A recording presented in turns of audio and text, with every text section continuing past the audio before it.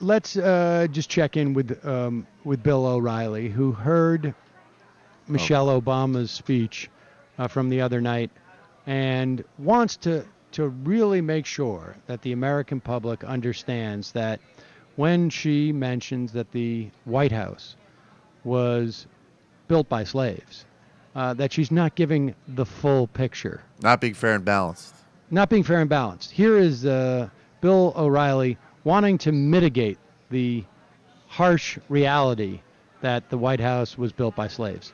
Finally tonight, factor tip of the day. As we mentioned, Talking Points memo, Michelle Obama referenced slaves building the White House and referring to the evolution of America in a positive way. It was a positive comment. The history behind her remark is fascinating. George Washington selected the site in 1791 and as president laid the cornerstone in 1792. Washington was then running the country out of Philadelphia.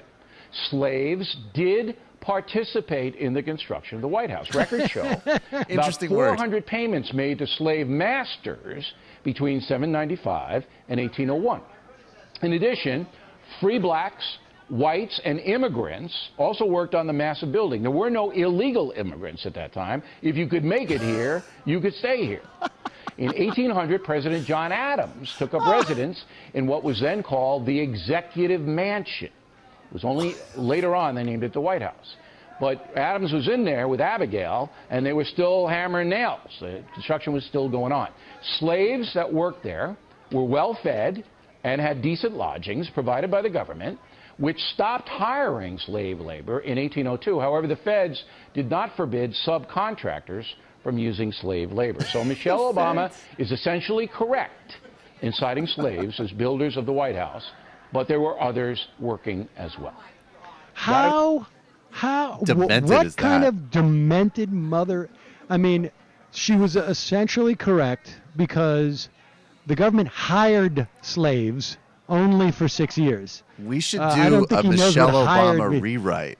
Yeah, Or exactly. by Bill O'Reilly, where she goes over the course menu in the slaves' I quarters. love his language. Like, they hired slaves for only 6 years, and then the government didn't hire the slaves directly. Subcontractors hired the slaves directly. Well, he says participated right out of the gate. Unbelievable. Like, that's And an then the interesting word whole- choice.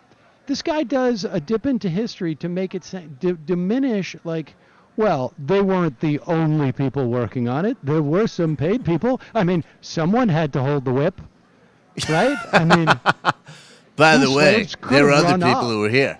It wasn't just slaves. all you hear is the existence of slaves. You never hear about the jobs that are created because of the slaves.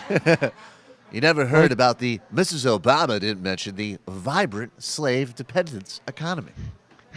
Also, I mean, they had great food. Great food. Great food. I am sure they got as good a food as the other workers. Of course they did. Oh, no doubt. I mean, how demented. I can't Well, even we know process how that. demented. Didn't George Washington give them great food? Wasn't it fantastic? Hello, you. I'm Sam Seder. Looking for smart progressive talk that is occasionally amusing? Well, subscribe to our YouTube feed. Subscribe to our podcast. Like us on Facebook. And just generally enjoy us.